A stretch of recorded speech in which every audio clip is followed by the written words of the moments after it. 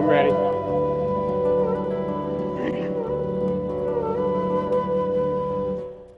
Hello, everyone, and welcome. This is Inform New Hampshire. We're live on Tuesday evenings, 5 p.m., New Hampshire, Manchester Television Channel 23. We also have a YouTube channel called Inform New Hampshire. Please stop by and like us if you will, and subscribe. And then we also have a Facebook group called Inform New Hampshire. So we post a lot of our information videos there. Richie and I have been doing this about a year and a half, and we're concerned about our country and the direction we've taken.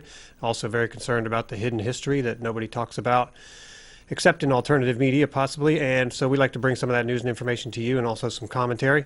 And we believe that our efforts are motivated by the desire to reestablish the organic country that we once had at the founding, I guess you'd say, and also point out some of the criminality and the wrongdoing that's going on, which is pervasive in our government. So today we're going to start off, just have a quick note that our good friend Jerry DeLamus is still in prison in Nevada. Well, actually, he's been moved, but for no crime against anyone else, he's been incarcerated. Richie, you want to say something about that?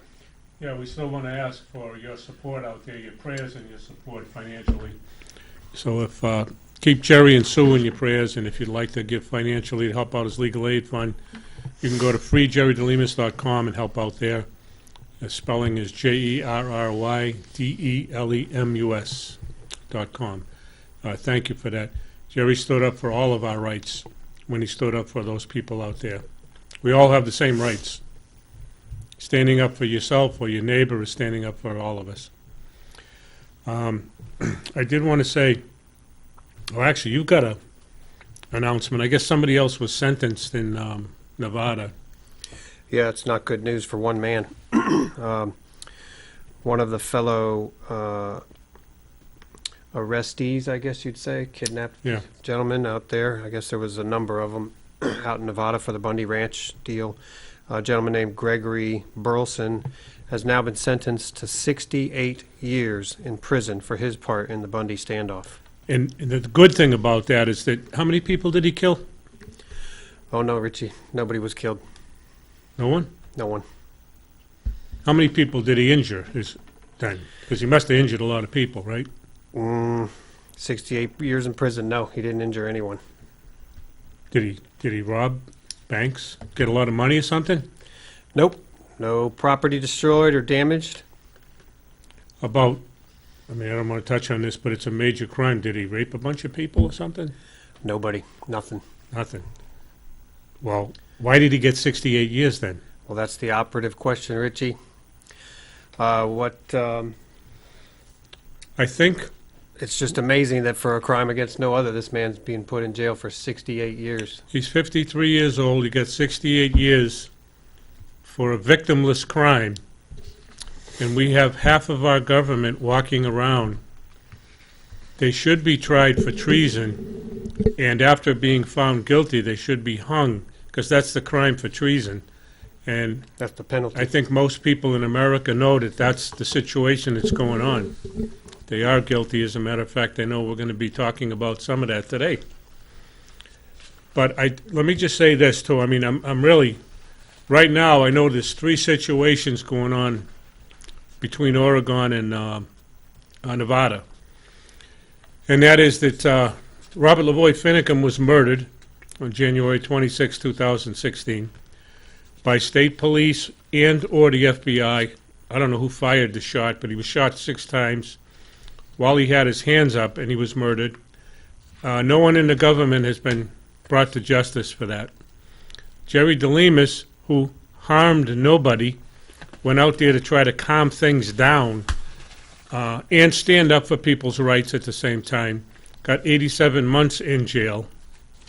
And now this guy, Gregory Burleson, gets 68 years in prison. He's 53 years old. That's a death penalty for doing nothing, for standing up for his rights. And this is all because of our corrupt government. It really aggravates me, and I asked Dean if I could do a quick something. I'll do it right here, if it's all right, Dean. Please. I just wanted to say to our president, Mr. Trump, 2 things You said you wanted to restore the rule of law, and I know you're doing some good things out there, so I'm not trying to be super critical, but restoring the rule of law is going to go a long way in straightening out our corrupt government. So please, return common law and the common law grand jury, which roots out corruption in our government, and doesn't exist anymore because the government did away with it. And secondarily, under the United States Constitution, or even the state constitutions for that matter, I don't know about all of them, but you have access to activate the militia. If the federal government forces, all 75 armed agencies, are not competent to do it, or capable, contact the militia in each state. I, for one, I might be beyond the age of the militia, but I'd be willing to help. I want to rid the country of the corruption. And if it's in our government, I'll volunteer to help. So I'll ask you to do that. Thank you. All right, very good. So there's a pink elephant in the room out there in mainstream media that they're not reporting on. And it has to do with a number of things in the Democratic Party and Debbie Wasserman Schultz.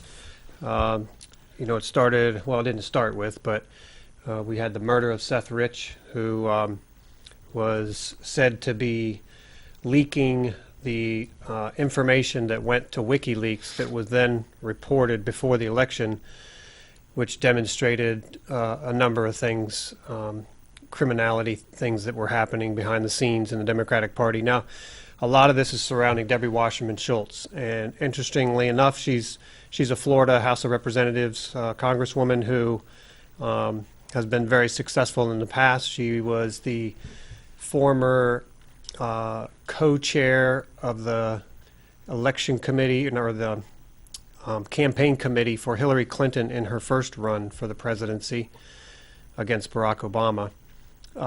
So she is very tight and very close with Hillary Clinton. And she became the Democratic National Chairwoman, the chair of the Democratic National Committee for a number of years. And then she was disgraced and had to step down during the primary election where Hillary Clinton defeated Bernie Sanders, but she was found to be colluding with Hillary to defeat Bernie, which is unethical and against policy, and cheating the voters out of the person that they choose to elect for their presidential candidate.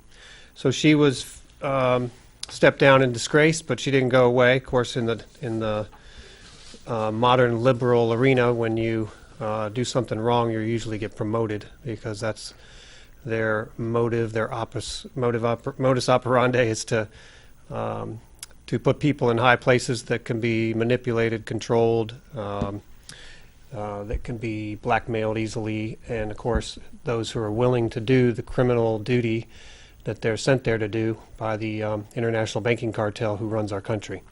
So to get it started, I just want to mention that Debbie Wasserman Schultz back around 2005 hired Imran Awan, a Pakistani, to do IT work for her, and then that developed into doing IT work for a number of Democratic congressmen. Can I jump in? Yeah, here for a please, second? yep. I just wanted to say, because I know where this is going, and you people out there, yeah, you Americans, you're guilty, because you won't take these low-paying jobs, so she had to get somebody from Pakistan.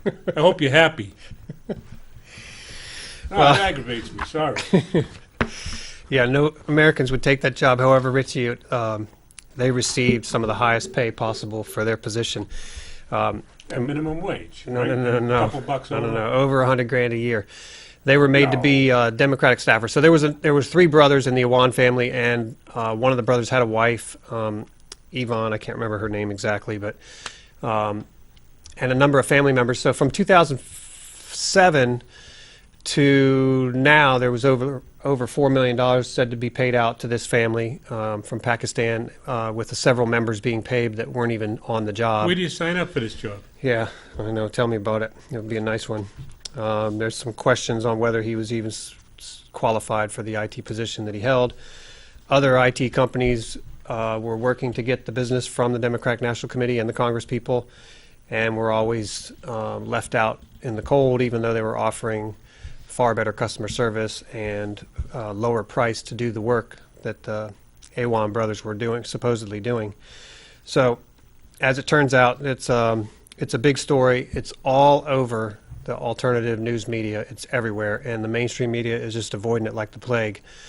So that ought to tell you right away that where there's smoke, there's fire.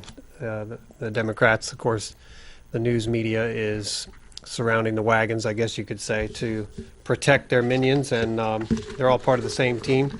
So even it looks like the mainstream media is a very large conglomerate of news organizations, and they're acting in unison on this one. So it's as though they're controlled by one entity in a way. So, by the way, yep. Can I just back up, because I want to ask you, when you were talking about Seth, what's his name? Seth Rich, yep. Seth Rich, yeah. You did say that his alleged murder, didn't you? Yeah. Okay. No, I want to make Something sure. like that, yeah. Because if it was an actual murder, they'd be investigating it. So Okay, it's good point. alleged, Good point, yeah. right? There's no investigation. Nobody's held accountable. No one's looking for anything. So it's alleged, I guess. Well, there's a gentleman that was hired by the family of the Rich family to do some investigating in the beginning. His last name is Wheeler. I think it's Ron Wheeler. He's a private investigator in Washington, D.C., and a well-known one. And he found that that the story was not accurate, and he was coming close to the truth of the details. And the Washington, D.C. police, of course, he knows many of the police there. He's been working there his whole life as a private. Well, I don't know what his history is, but he said he was told by a high-level official in the Washington, D.C. police force that they were not going to pursue anything further on this investigation, and they could not talk about it. So how do you? That's kind of the bad thing, is that the family had to pay Yeah. to find out what the truth was, and the people that we already pay don't want to do anything. That's why I say we ought to get rid of these innocent people in jail, like Gregory Burleson and Jerry DeLemus, and start putting the criminal element in there. The ones who don't want to do their job and we're paying for. I mean, it's ridiculous and sickening. So I want to play a few clips for you so that you can hear some of the story. Stefan Molyneux, the first one, he does an excellent job of explaining this entire situation. So I would recommend that you look into some of these videos that we have, and of course you can do a search on YouTube, and there's just all kinds of information on this. But so let's go to Stefan Molyneux and hear him tee this up for us and start it off. Hi everybody, this is Stefan Molyneux from Freedom Radio. This is a big one, my friends. The Awan family scandal is absolutely enormous, and I truly beg for your patience as we work through the rather sinister underworld of the machinations that has been occurring among the Democrats and the congressmen and the DNC. This is, I believe, going to be one of the biggest, if not the biggest, political scandal in American history. Way bigger than Watergate, way bigger than sloppy blowjobs in the Oval Office. We are a long way from the fictionalized West Wing, looking at the dark heart of leftist politics in the very heartland of America.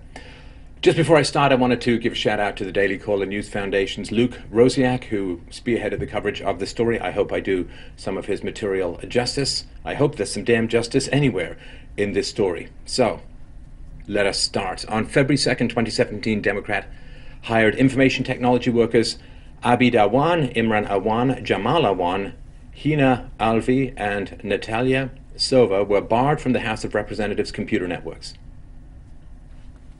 Barred from their networks. The Awan family members are currently under criminal investigation by U.S. Capitol Police after it was discovered that congressional information was being funneled to an off-site server and various equipment had been stolen. Now, we're talking some pretty serious infiltrations here, if this is what is occurring. 3 members of the intelligence panel, 5 members of the House Committee on Foreign Affairs were among the dozens of congressional members who employed these suspects on a shared basis. And these committees, of course, deal with some of the nation's most sensitive issues and documents, including those related to the war on terrorism. 5 House staffers were accused of, and I quote, stealing equipment from members' offices without their knowledge and committing serious, potentially illegal violations on the House IT network.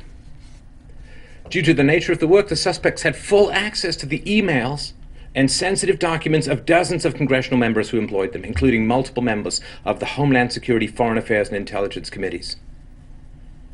Imran Awan was born in Pakistan, and it is reported that he regularly spent significant portions of the year in the country while supposedly working on Capitol Hill. Now, Pakistan, of course, has a history of collaborating with any number of foreign countries who have prior demonstrated a willingness to do more than influence but actually interfere in U.S. politics. Since 2005, Imran Awan provided IT services for now former Democratic National Committee chairwoman and current Florida Democrat Representative Debbie Wasserman Schultz, in addition to a large number of other representatives, as he has worked on Capitol Hill since the early 2000s. This is absolutely astonishing and astounding and deep stuff.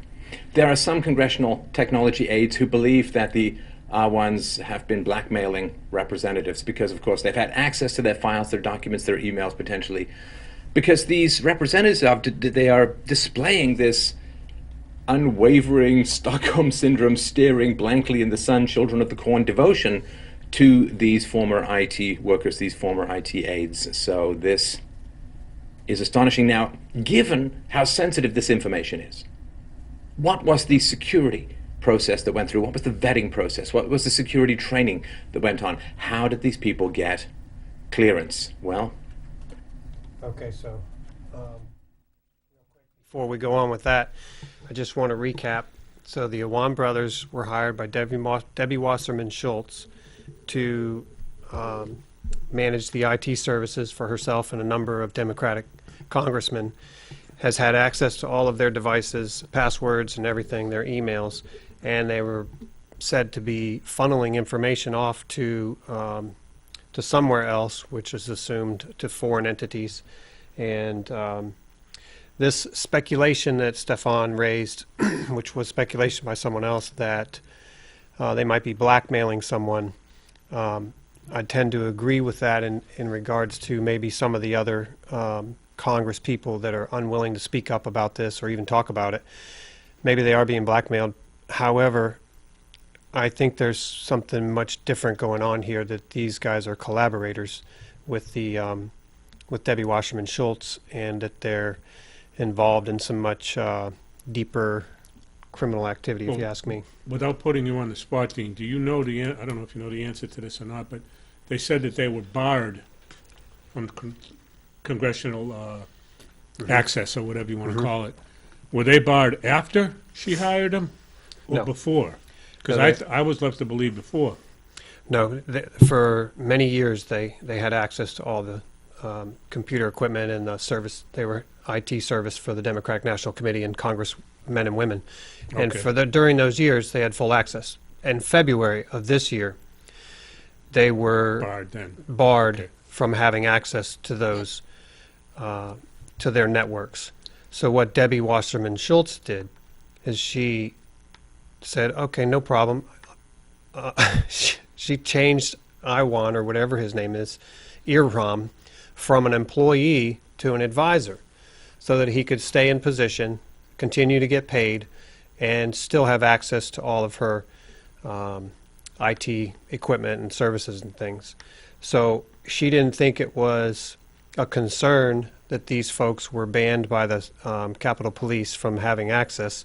She didn't think it was a concern that they may have been funneling off information to foreign entities, or she at least didn't think it was concern enough to terminate him as an employee. Instead, she counteracted the situation by making him a advisor and pulling him off the payroll and a contract advisor, so that she didn't have to abide by employment rules that apply to staffers, congressional staffers, which is the position that they held, congressional staffers, and all of them were paid some of the highest pay you can get as a congressional staffer.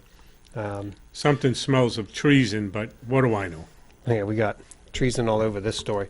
All right, so let's go on a little further and see what Stefan has to say about this. with any luck, over time, we will find the answers to these and many more troubling questions. Now, not long after Imran began providing IT-related services to Congress, his brother Abid in 2005 and the wives of Imran and Abid Awan, Hina Alvi, and Natalia Sova also started receiving congressional paychecks as of 2007, so a good old decade ago. In 2014, 20-year-old Jamal Awan was also placed on the congressional payroll, making a surprisingly high $160,000 a year. 20-year-old guy.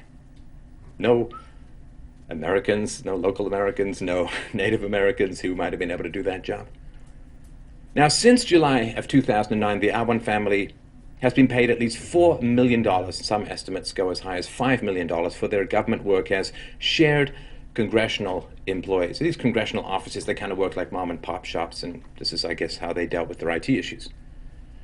So, approximately 80 different House Democrats had a member of the Awan family on their payroll as an IT employee at one time or another. 80. It has been reported that several IT companies offered their services to Congress at significantly reduced rates compared to the pricey Awan family, yet they were repeatedly turned down, sparking concerns about potential blackmail. And I want you to keep all this in context and in perspective, my friends, as we hack our way through this undergrowth. I want to return to this point that there were many other people who would be willing to do this job, who would have viewed a contract with Congress to be something they could put on their website, in their brochures, who would have been not surrounded with as many red flags and problems as this Awan family. So why were they hired? Why did they continue? Given the reluctance of many Democrats to fire the suspects as questionable information about their background became known, the blackmail concerns mentioned earlier may in fact hold water, which means that for 10 years, 12 years, however many years, what has happened to the legislative agendas, what has happened to the loyalties, what has happened to the independence of various Democrats who may have had information accessed by this family, by these people. It has also been widely reported that Imran and his younger brother Jamal did the majority of the work assigned to family members and associates. The other family members and associates are speculated to be no-show employees who collected bloated paychecks without performing much or any work. I guess they would fit right in Congress, sometimes it seems. Now, standing rules prevent staffers from making more than actual members of Congress, but adding no-show employee family members could have allowed Imran to perform the tasks and benefit from added salaries. And this is important. Why would these decisions be made? It makes virtually no sense in any kind of free choice environment. It is also reported that Imran hired an old high school friend, Hasib Rana, to assist with the workload, but Rana wanted to quit within months as he was made to do all the work. Hasib's father, Tanvir Rana, backed up those claims, noting that, quote, after 3 months he wanted to leave. We were having a very charged relationship with Imran. Hasib was not satisfied with their behavior. Texas Democrat Representative Joaquin Castro spokeswoman Erin Hatch said, as of 2/2, Jamal Anwan's employment with her office has been terminated. This is, of course, after they were barred from the computers. New York Democrat Representative Gregory Meeks, March 1st, 2017. This is a month after the investigations began. This potential illegal activity was beginning to be examined, and people had been barred from networks they had had, I assume, administrator access to for years. Gregory Meeks said, as of right now, I don't see a smoking gun. I have seen no evidence that they're doing anything that was nefarious. I wanted to be sure individuals are not being singled out because of their nationalities or their religion. We want to make sure everybody's entitled to due process.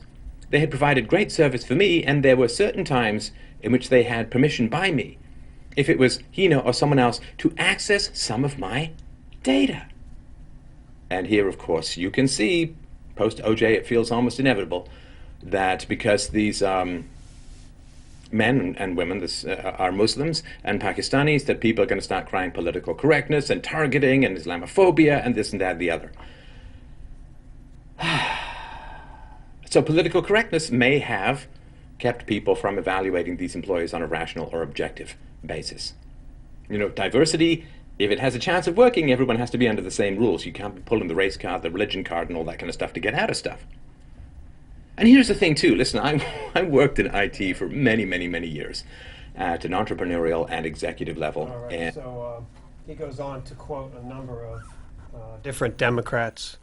I don't know if my mic was on, but he goes on to quote a number of different Democrats avoiding the question of why they continued to staff these this Imran Awan when he was under investigation, criminal investigation. Since February, though, the FBI has joined the investigation, not just the Capitol Police. But you'll remember a couple weeks ago we pointed out Debbie Wasserman Schultz.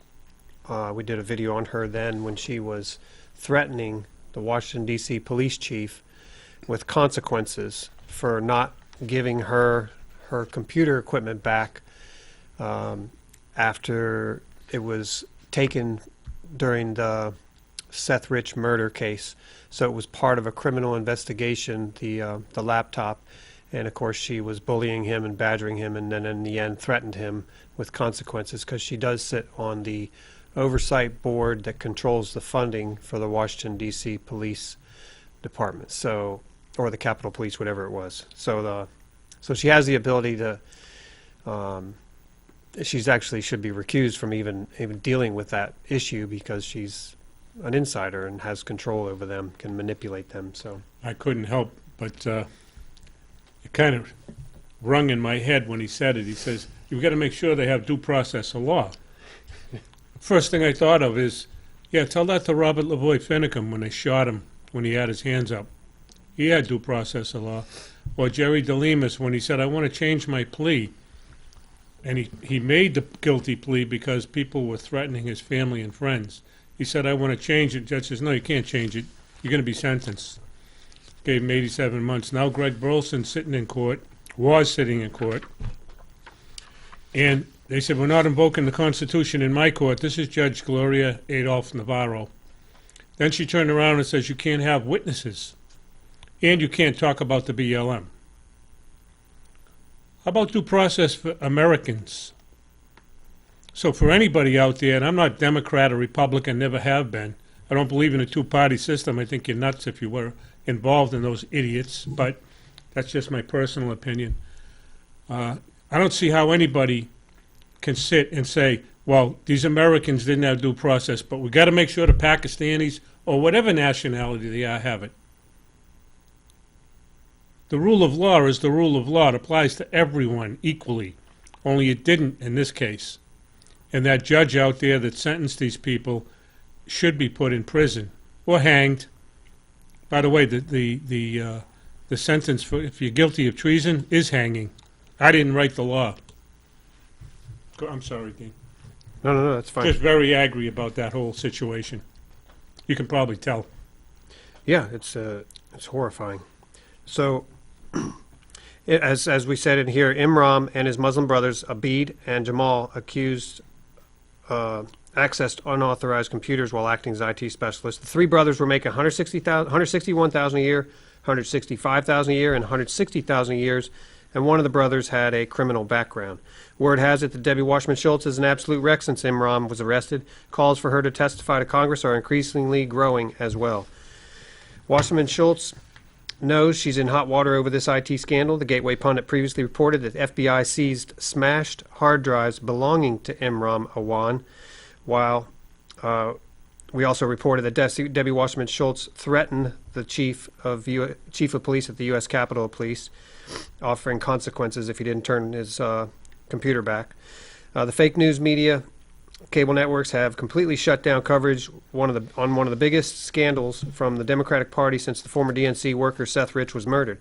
The media blackout is only fanning the flames as the alternative media continues to bring punishing rounds to the DNC, proving Wasserman Schultz has something to hide.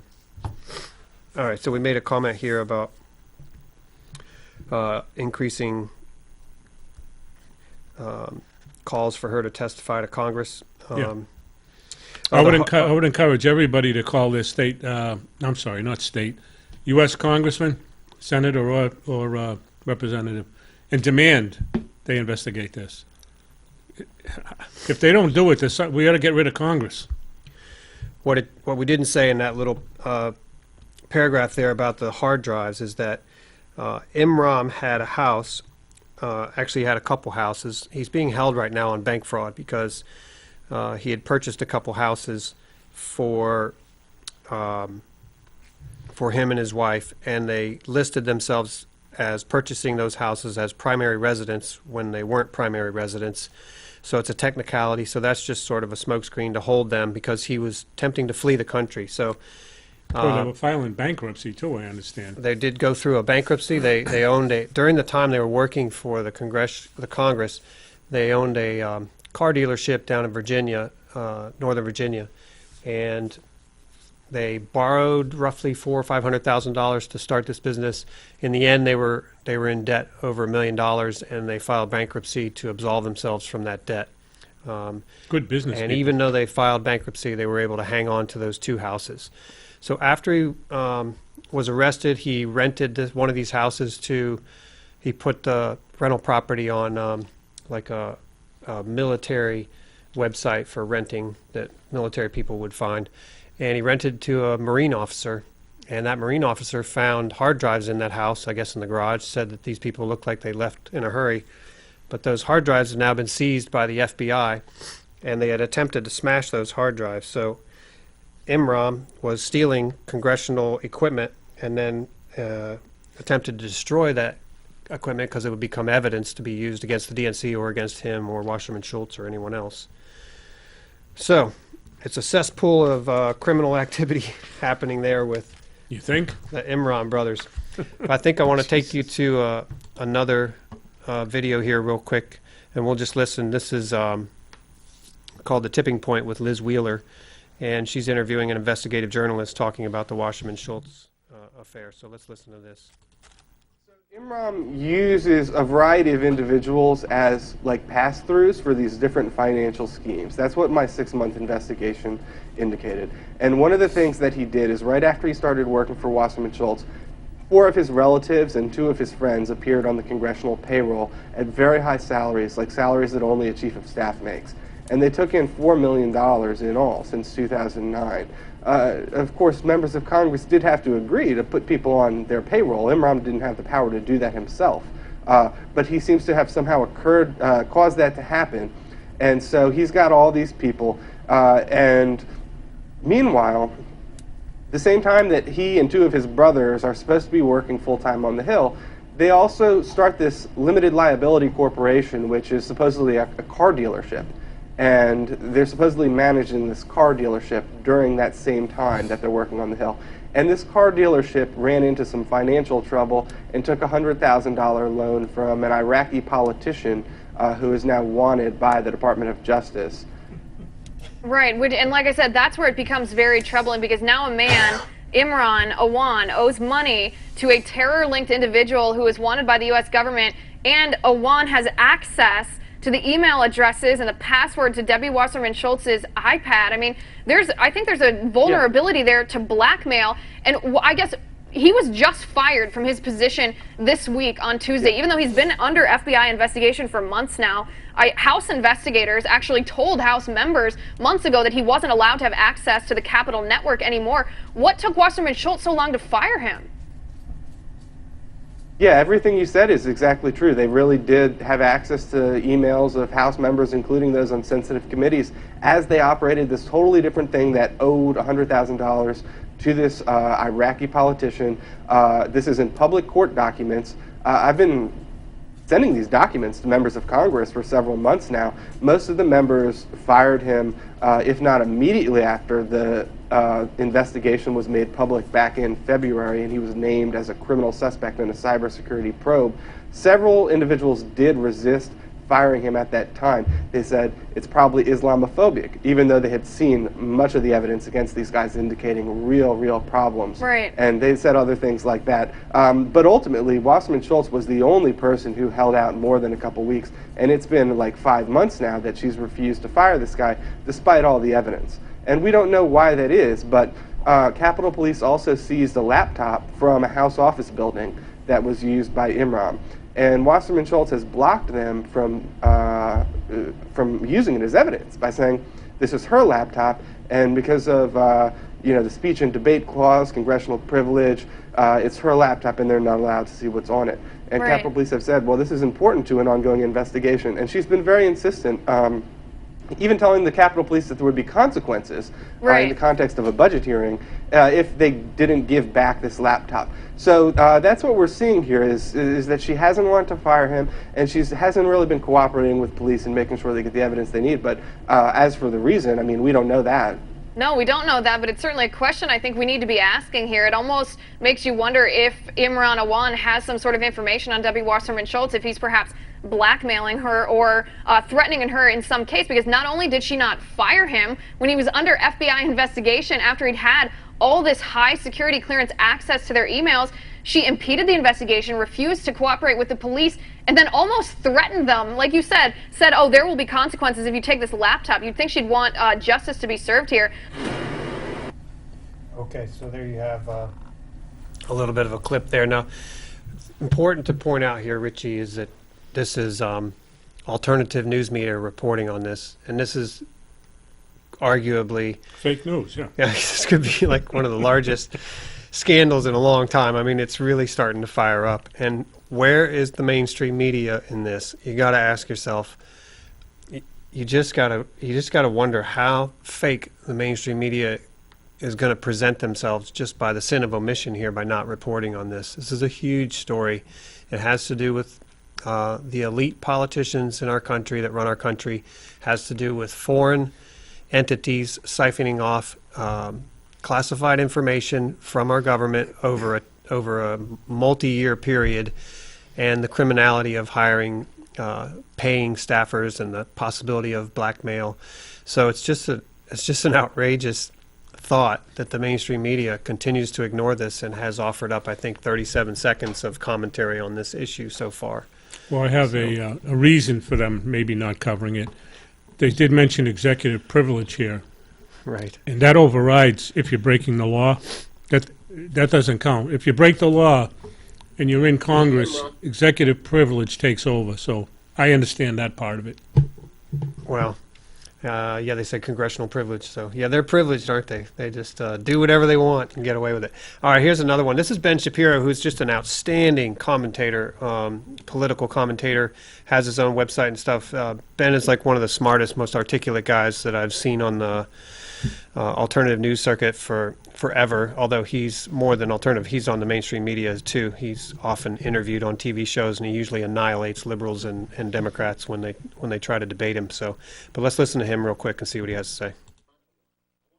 25 members of the House Democratic Caucus. Over the past decade, Awan and his family members were paid some $4 million by House Democrats. He was arrested on charges of bank fraud yesterday while attempting to flee the country. He was headed to Pakistan, where he had reportedly wired nearly $300,000 to himself. Smashed hard drives were reportedly found at his home. According to Politico, Awan and his wife had been investigated for stealing equipment from some House members. There are suspicions that Awan may have put information from that equipment onto the cloud. While other House members fired Awan months ago, former DNC head Debbie Wasserman Schultz decided to keep him on payroll until the day of his arrest and attempted to stop the cops from looking at her smashed laptop, which Awan apparently had. Naturally, top Democrats are claiming that Awan may have been arrested due to, you guessed it, Islamophobia, all of which should raise some serious questions. Question number one. Why was Awan being paid so much money for so long? According to the Daily Caller, Awan wasn't even doing a good job. In fact, he and his team weren't on mandatory phone calls. They write, fellow IT staffers the DCNF interviewed said the Awans were often absent from weekly meetings and email exchanges. One of the fellow staffers said some of the computers the Awans managed were being used to transfer data to an offsite server.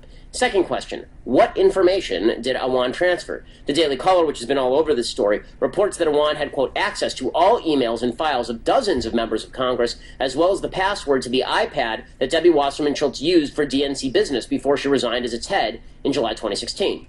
Question number three, what is Wasserman Schultz trying to hide? Not only did Wasserman Schultz keep paying Awan until yesterday, she reportedly threatened the chief of the U.S. Capitol Police with consequences for holding equipment that she says belongs to her. Again, here's the Daily Caller. Quote, when the Daily Caller asked Wasserman Schultz on Monday if it could inquire about her strong desire for the laptop, she said, no, you may not. After the Daily Caller asked why she wouldn't want the Capitol Police to have any evidence they may need to find and punish any hackers of government information, she abruptly turned around in the middle of a stairwell and retreated back to the office from which she had come. Fourth question and final question. Why aren't the media reporting this story? Thus far, only Politico among the mainstream media news outlets has covered the Awan story. Nothing from ABC News, nothing from NBCnews.com, nothing from CNN, nothing from the New York Times. That is pretty stunning, considering the potential scope of the story.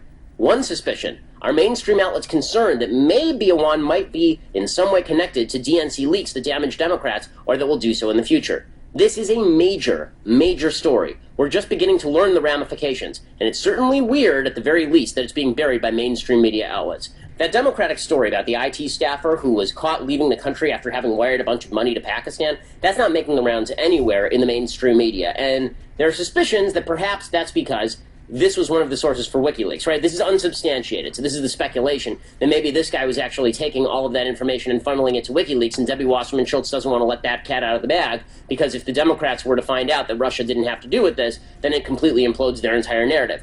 That, again, is total speculation. I don't tend to believe it. This guy looks more like a scamster who is maybe blackmailing somebody like Debbie Wasserman Schultz. I mean, he was, again, getting untold sums of money. Wasserman Schultz had him hired until the last 5 minutes. I doubt that he has anything to do with WikiLeaks, and we've had no indications that he did. So I would put that conspiracy theory sort of on the back burner until there's at least a shred of evidence for any of that. But it is highly weird that the media are ignoring it, and it is even more weird that Debbie Wasserman Schultz is trying to kill an investigation into a guy who apparently stole and smashed her laptop. So that's pretty weird stuff. I'm Ben Shapiro. This is The Ben Shapiro Show. All right, so that's Ben Shapiro. Again, best debater I've heard in a long time for conservative-minded people. So what do you think of that, Richie? We got Debbie Wasserman Schultz doing some dancing around the issue. I'll tell you what I was thinking when they talked about it. When I worked in Massachusetts as a state employee, you know, we'd joke about it, or we'd hear these no-call, no-show government jobs. People get paid. No one knows who they are. They never showed up. These people, the Awan brothers, is that who they are? Yep. You know, almost $500,000 a year they were getting between the three of them. And they didn't show up. You heard it here on the report. They didn't show up half the time or more than half the time to even do anything, to earn their money. And they were getting $160,000 a year. It's just incredible that, and they were going through these hard drives and breaking them. The Marine officer found them in the house. Just everything that leads us. It's all circumstantial, by the way. It doesn't mean anything. And I'm sure these people are innocent. But there should be some type of investigation. That's just my editorial. It's just on the crazy. subject. It's just crazy. You watch it this is. with like disbelief that these people can be so brazen and get away with this stuff. It's I will amazing. put it right on people, especially here in New Hampshire. Call up, what's her name? The congresswoman there. Carol Shea Porter. Yeah. And is Jean Shaheen Stephen in? I don't know. I think it's her and Jean Shaheen or somebody with a Yeah, but who's the senator? W. I think I don't know. call Jean Shaheen and Carol Shea Porter anyway, and demand that that Congress investigate this matter. I mean, if nobody does anything, it'll be fluffed over like everything else. This is your government. Take the initiative to call these people and demand it, please, and pass it on. People that are watching this program outside of New Hampshire, do the same thing. Don't call our reps, but call your own reps in your own state. All right, so there's we put a lot of time into that story, but there's a couple of stories I want to touch on, Richie. One is John McCain, who was from the information that I've gotten, FBI basically raided his house, and I think they banged him on the head, and so he was sent to the hospital, and they made up a story that he had cancer in his head, which could be true. I don't know, but somehow he miraculously made it out and rushed over to the Capitol building, and whoever was running the show there, I can't remember, was For the vote on Obamacare? Yeah, for the Senate. Yeah. And he held the vote open until like 2 a.m. when McCain finally showed up. At 2 a.m. in the morning, they held it for him, and McCain voted against Obamacare. So there's a couple things I just wanted to say, Richie, about McCain, because I'm not a fan. I don't consider him to be a war hero. I know that that's the common belief, the groupthink, the mob mentality, that McCain's a war hero, because the media's been saying that for decades now. But the man was was a menace. He nearly sunk an aircraft carrier and was shipped off to some other assignment in order to avoid firing him because his dad was an admiral and a well-known one. So he was politically saved that way. He also, his plane was shot down over in Vietnam, and he was said to have given away flight pattern information and stuff like that that the U.S. was using, and so the increase of rate of shooting down U.S. aircraft increased immediately after McCain was captured, some 60% or something like that. He also became part of a radio program discouraging U.S. military and encouraging the Vietnamese. So there's some very skeptical things about John McCain and his past. But real quick here, just to get an idea of what this man's like, here's a complete history of John McCain calling for war around the world. This is a warmongering, war criminal man. Afghanistan and Iraq, obviously. Every senator, besides California's Barbara Lee, voted to give President George W. Bush the power to invade Afghanistan following the events of September 11th. However, McCain wasn't happy with just moving to invade Afghanistan. No, he had other targets on his mind as early as the day after the towers fell. Despite McCain's 2014 claim that Iraq wouldn't have happened, if he had won the 2000 Republican primary and the general election, this assertion seems ridiculous. On September 12th, McCain appeared on MSNBC presenting a long list of countries he felt were providing a safe harbor to groups like Al-Qaeda. This is, of course, included Iraq and several other countries that appeared later on his list. Syria, another country that in 2001, McCain was seemingly never lost sight of his hatred for Bashir Assad. Libya, McCain promoted the plans to go into Libya and take it over. Of course, they backstabbed Gaddafi over there, and Hillary Clinton bragged about, we came, we saw, we killed, or he died, or whatever it was. Western Central Africa, Iran, Bosnia, Kosovo, Ukraine, Russia, North Korea, and bonus, China. China is kind of its own class with McCain, who's made strange, vague threats towards the country in the past, such as the Arab Spring is coming to China. That's a quote. Whatever that means. China may be a target on the periphery for McCain, but he does still encourage antagonizing the country to this day, calling for things like more freedom of navigation drills and other naval exercises in the South China Sea. So McCain is just he's an operative of the international banking cartel. Can I add to that? Yeah, too? please do. I'd like to add that when John McCain ran for president, and this really got to me, because at the time I respected him for being a POW and all that other good stuff. Lost a lot of respect. When he ran for president, he never once said a word about 300, I believe the number was 358 kidnappings in the city of Phoenix, the state that he's the senator in. He never said one word about the kidnappings. These are kidnappings from Mexico. People were coming up from Mexico and kidnapping them, the drug trafficking. And he never said one word about it. And he's the senator of the state. Now, to me, if I'm living in that city, I'm not going to vote for John McCain. It's not even an issue for him. The government is to provide security for its people. That's its primary function, is to protect its people. And this piece of garbage didn't say a word about it during the campaign. I got no respect for the man whatsoever, POW or not. And one other point, I have the utmost respect for the military. My father was in the military, World War II. I wasn't. However, there's good and bad in everything. And just like the military, there's bad in there too. Most people, thank God, are good, but there's bad in there. He was obviously one of them. Thank you, Richie. There's another news story coming down the pike that you're going to be hearing about, and of course it's Donald Trump doing his job restoring law and order to America, and ever since he took office he's been working on this issue, and that's the issue of voter fraud. And I want to show you a quick video that will give you, let's see if we got support here. This video is going to talk about 25 million votes for Clinton, completely fake. She lost popular vote. A study published by NPR reveals that over 25 million Hillary Clinton votes were completely fraudulent. meaning that the Democratic candidate actually lost the popular vote by a huge margin.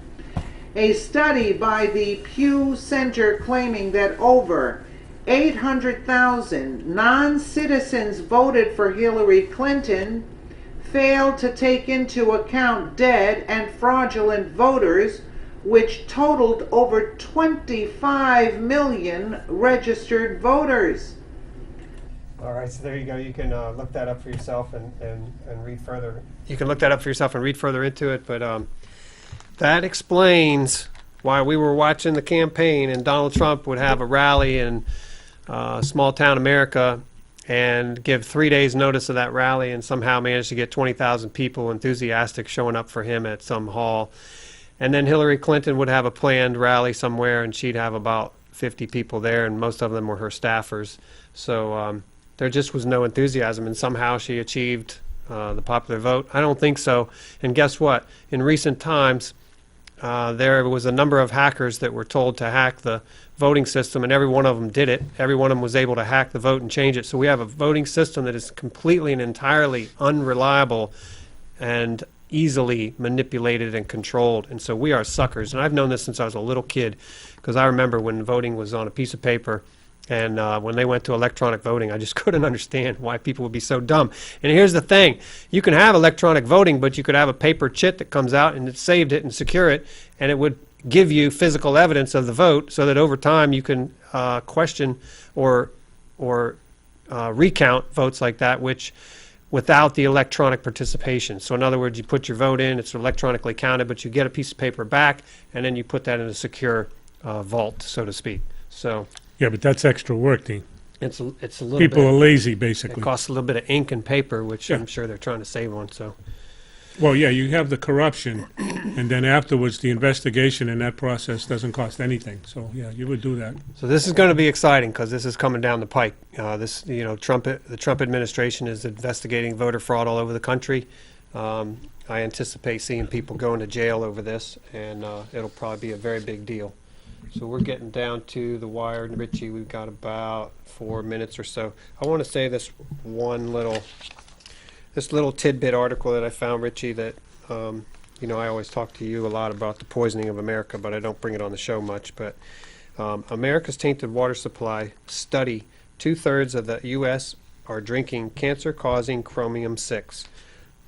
The water crisis in Flint, Michigan isn't the only water supply found sickening to U.S. citizens. Recently, more news articles are suggesting that multiple municipal water supplies are being investigated for health-compromising chemicals and heavy metals. TCP, a chemical that causes cancer, has been found in California water supplies, and after further investigation and test data compiled by an activist group show this chemical has been detected by by utilities across the country, as well as on the other side of the country. Towns in New York and New Jersey are both dealing with chromium-6 being found in their water. Some of you may remember that chromium-6 was the cancer-causing metal feature in the movie Aaron Brockovich. That said, New York and New Jersey are not the only states to have this issue. In fact, the highest levels ever recorded were in Norman, Oklahoma, Honolulu, Hawaii, and Riverside, California. In a 2016 study, the Environmental Working Group, EWG, released an analysis of more than 60,000 tap water tests conducted nationwide, finding that chromium-6, or hexavalent chromium, is in the tap water of more than 218 million Americans. So, it's not just the vaccines. It's in the water. I know this is a little bit of a stretch, but it all boils down to corporate America. Yep. And I've said this before on the show. We got corporate police. And guys, whether you know it or not, you're working for a corporation run by corporate judges in a corporate court. And we put our inmates or convicted in a corporate prison run by a CEO of the state of New Hampshire or the state of wherever you live. It's all corporate, and it's all poisoning all of us. And until we stand up and do something about it, I don't mean we got to get rid of all corporations, but we do got to get rid of the government that's a corporation, because they don't belong. It's too corrupt. And if what we did today isn't obvious, I don't know what is. I really don't. Watergate, I mean, you can go back in history and talk about, maybe we should do a show on that. There's just so many things. Watergate, this gate, that gate, the other gate. Pedophile gate. I mean, it's just crazy. Well, here's another one. For years, we've been hearing about global warming and how we were going to, Al Gore back in the 90s told us we were going to be underwater on the coastlines of this country within 20 years. And of course, that's come and gone and nobody's underwater. So here's an interesting piece of news that you won't hear in the mainstream media. And of course, you won't hear in the climate arguments around the world, but NASA confirms falling sea levels for 2 years amidst media blackout. Most media outlets cannot be bothered to report something that dramatically deflates their narrative. And that's the important part. This just deflates their narrative. So they're not really reporting news in the mainstream media. They're mind controlling. So it goes without saying that when NASA confirmed that ocean levels have actually been falling for the past 2 years, the media would be more silent. As the global warming narrative quickly unravels, the leftists scramble to throw their accusations at those who dare question the false data. The media brushes facts under the rug. Amidst revelations of scientific fraud, data alteration, and fake hockey stick data models, the fake news media remains suspiciously silent over the fact that NASA now confirms ocean sea levels have been falling for nearly 2 years. How about that, Richie? Not bad. Yeah, well, Fake news. I just want to say in closing for me, please call your congressman and demand an investigation over this Debbie Wasserman Schultz thing. If she's innocent, she's innocent. If she's guilty, let her hang. All right, thank you so much for tuning in. We'll be back next week, and hopefully we'll have Pat back on, and we'll do some talking about the history as well. Thank you for watching. Thank you.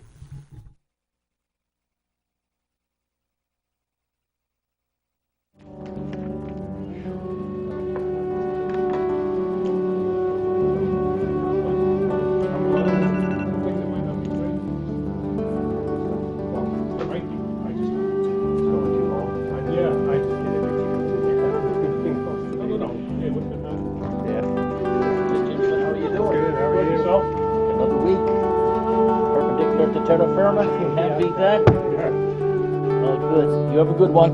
All right, let's go. Yeah, all right. What time is your show on? I want to know why. 6 to 7, live tonight. I don't know, it's on like 4 times during the week then or something. You don't know what the time is? Kristen could tell you. She's told me 5 times. I'm afraid to ask her anymore. She'll get mad at me. I've written it down 5 times. Thanks.